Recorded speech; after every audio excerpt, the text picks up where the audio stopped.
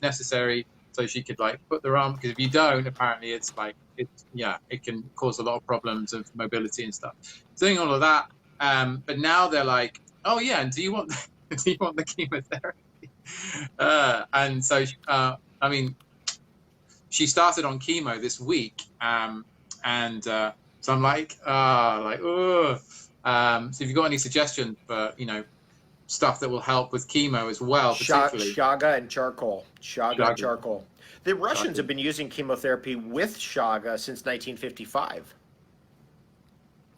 So keep her on both of those. Now the Russians are very clear about two things about Chaga. They're very clear about two things. One is that you do the Chaga tea. And in order to do the Chaga tea, you have to have some of the original wild material, of which you have. There's a great company in the UK, Chaga King. Yeah, right? I know. That's their name. Yeah, they have wild Chaga from Scotland.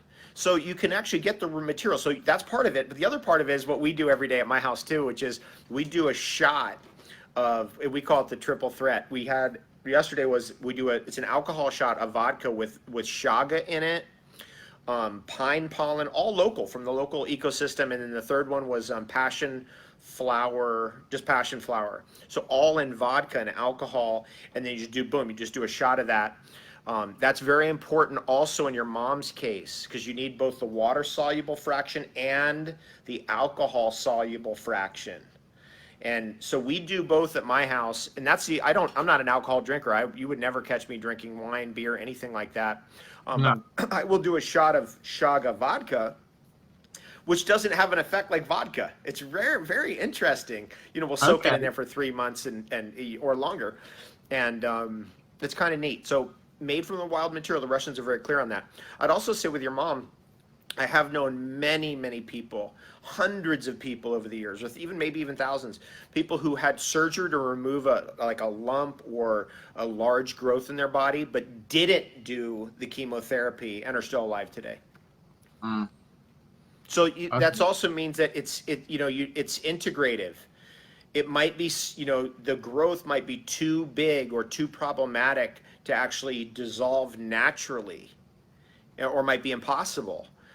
So that, that's an integrative thing of like, hey, we can combine Western medicine, go in there and get that thing out with healing technology of all these things that we know about, from physical therapies all the way to food.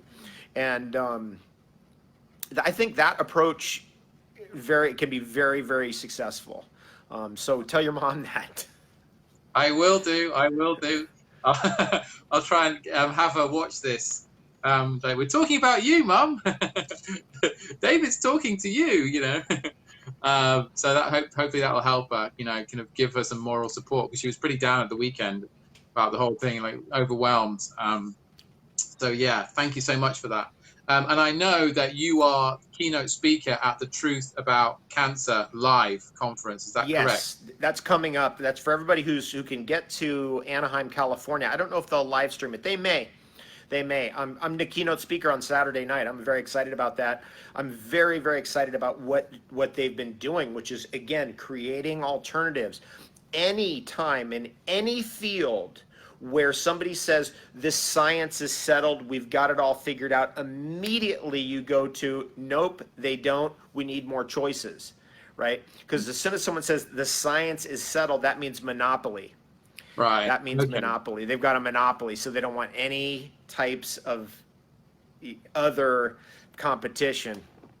And so we immediately always have to create more choices, and that's what Truth About Cancer has been doing really in a wonderful way, is giving people more options, more information, more ideas, and then Big Mother is going to, no, you have to do it our way, Big Mother, Big Brother, whatever you want to call it, and you may want to say in your own journey, you might want to say, no, I'm going to do it a different way, and I